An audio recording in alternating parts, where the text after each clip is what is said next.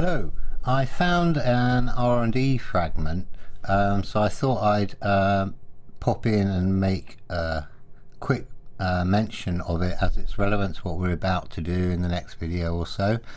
And for people who really want to get on straight away and might not realize that they literally can, right now all you've got to do to get simulating is put a collider tag on here with the back face as the collider, and start cloning stuff to your particle groups.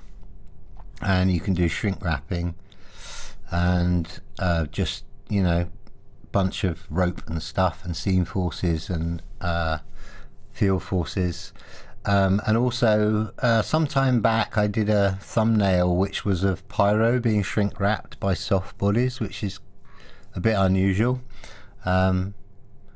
that people might want to have a go with. But for people who just want to get on with sort of simple stuff, there's plenty that you can already do with this rig. You might not realize it because you're not sort of seeing that your collider's there, and that will work for you.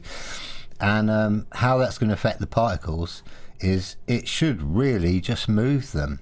When I have done this before with the collider being deforming, and as long as nothing's happening too fast, so your particles are seen by the deflector, they should just, you know, your particles shouldn't worry you, and you don't even have to move them to use this rig. They're just sites for objects that are already spaced.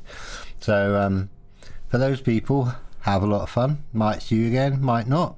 And then for the others, obviously the tentacles are rope, the base is a collider, and these are soft bodies.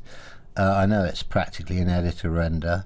I did some very high density ones where these are just dissolving and it looks more like Pyro than it was a soft body. As you'll see, there's no horrible behavior going on at the union with the collider, which can be horrible with rope. And in terms of the simulation dynamics, they're working off the spline and the sweep isn't even part of it, and it still works. That's why I was doing this, and it's not fancy, because there's no point having a nice model if you can't procedurally animate it. At least that's how things are for me.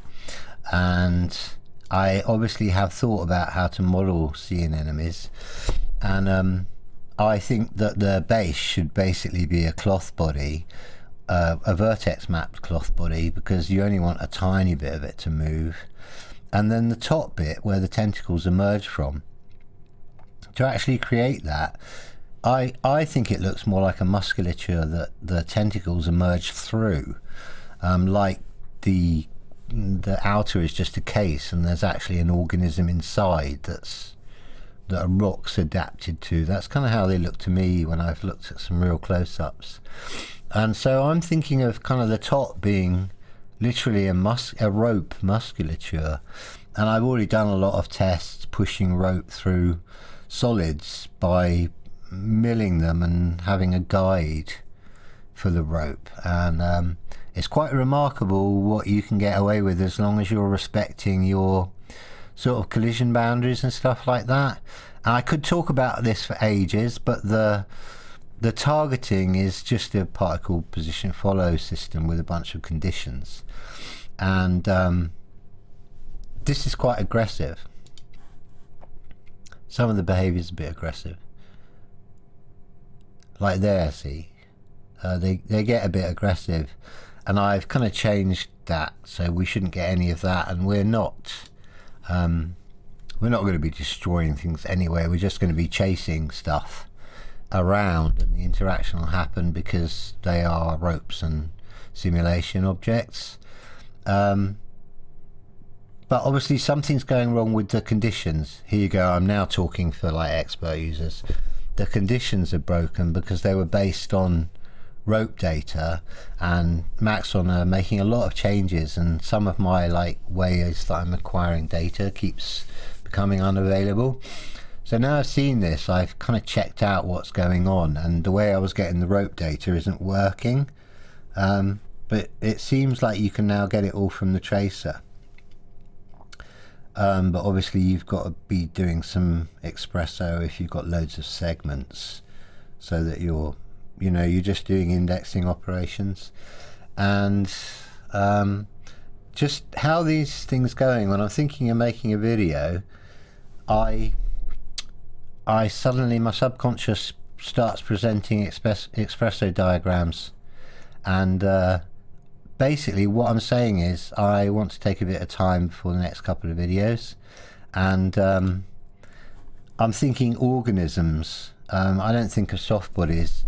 I did loads of R&D. I did soft bodies with orifices, having volume models, some stuff, just really simple triploblasts. I don't think I'm going to have time to do anything like that, but this simulation system lets you do some extraordinary stuff if you start investing more and more time to kind of visit these alien worlds. And so I'm going to take a time out to gather some rigid bodies that are a bit interesting, and maybe try and make some more interesting soft bodies. I don't think I'm going to get into cloth bodies, but I think you can get them to do ballooning, which I haven't had much joy with the soft bodies, but then I'm just trying to do it with particles. So anyway, I probably waffled. Look after yourselves, and I'll be back as soon as I can with some meat for the next videos.